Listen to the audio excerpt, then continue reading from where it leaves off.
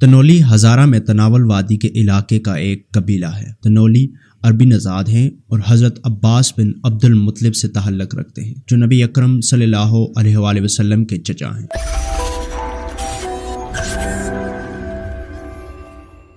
تنولی قبیلے کے زیادہ تر افراد صوبہ خیبر پختونخوا کے ہزارہ ڈویژن کی سابقہ ریاست امب میں رہائش پذیر ہے۔ پاکستان کے شہروں ایبٹ آباد، ہری پور، مانسیرہ، بٹگرام اور کوہستان کے اضلاع میں مقیم ہے۔ تنولی قبیلے کی ایک شاخ کشمیر میں بھی رہتی ہے، خاص طور پر مظفر آباد اور سری نگر میں۔ تنولی کوئٹہ اور کراچی کے شہروں میں بھی آباد ہیں۔ تناول شیروان بیلٹ پر ان کا غلبہ ہے۔ افغانستان میں تنولی بنیادی طور پر مشرقی صوبوں پکتیا، کردیز اور غزنی میں رہتے ہیں۔ تناول کا لفظ افغانستان کے درہ تنول سے ماخوذ ہے۔ تنولی نے انگریزوں کے ساتھ سرحدی جنگوں میں حصہ لیا اور چارلس ایلن کے ان جنگجوؤں کے تجزیے میں انہیں انتہائی مخالف اور بہادر اور ہزارہ کے بہترین تلوار بازوں میں شمار کیا جاتا ہے۔ تنولی کو دریا کے نام سے تناول بھی کہا جاتا ہے۔ برطانوی مردم شماری میں نام کی کئی مختلف شکلیں شامل تھیں: تانیوال، تنولے، تناولی، تنول، تول، تھولی، تاوا، جبکہ ترنولی، تانس،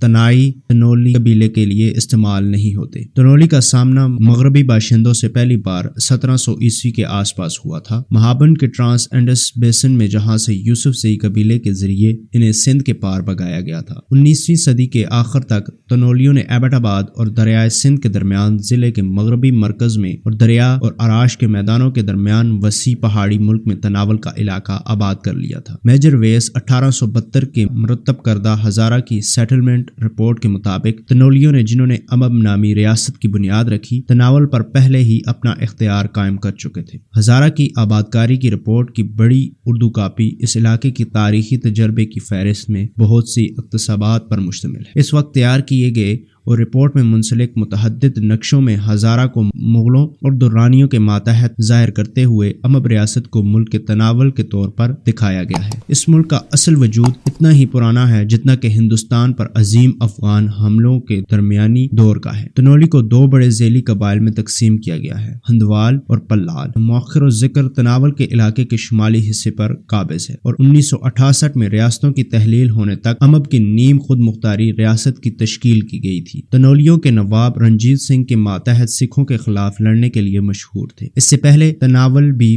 پکھل سرکار کا حصہ تھا، جس پر صدیوں تک ترکوں کی حکومت تھی۔ ہزارہ پکھل سرکار کا آخری ترک حکمران سلطان محمود خور تھا اور اس کا بھائی سلطان غیاث الدین خان تناول کا آخری ترک ولی گورنر تھا۔ جب تنولیوں نے ترکوں کا تختہ الٹ دیا تو انہوں نے بھی طاقت حاصل کر لی اور بالائی تناول اور نچلے تناول کے ایک حصے میں بھی اپنی حکومت قائم کی۔ اس طرح 18ویں صدی کے آخر میں امب ریاست کا آغاز ہوا۔ سلطان غیاث الدین کی اولاد نے تاہم نچلے تناول میں کچھ زمینیں اپنے پاس رکھنے میں کامیاب ہوئیں اور جاگیر قائم کرنے کے بعد راجہ کا لقب اختیار کیا۔ وہ اب بھی ضلع مانسیرہ کے گاؤں بحالی میں رہتے ہیں۔ نوابوں نے بعد میں امب کو ایک شاہی ریاست کے طور پر قائم کیا، جسے برطانوی راج کے تحت غیر اسلامی ریاست کے طور پر درجہ دیا گیا، جس کا رقبہ 699 کلومیٹر اسکوائر تھا۔ 1947 میں نواب آف امب محمد فرید خان نے پاکستان سے الحاق کیا۔ 1969 میں ریاست شمال مغربی سرحدی صوبے میں شامل کیا گیا اور 1971 میں حکومت پاکستان نے نواب کی شاہی حیثیت کو ختم کر دیا۔ 1970 کی دہائی کے اوائل میں دریائے سندھ کے پار تربیلا ڈیم کی تعمیر کے نتیجے میں امب ریاست کا بیشتر حصہ آبی ذخائر میں ڈوب گیا۔ رقبہ 585 کلومیٹر۔ دارالحکومت دربند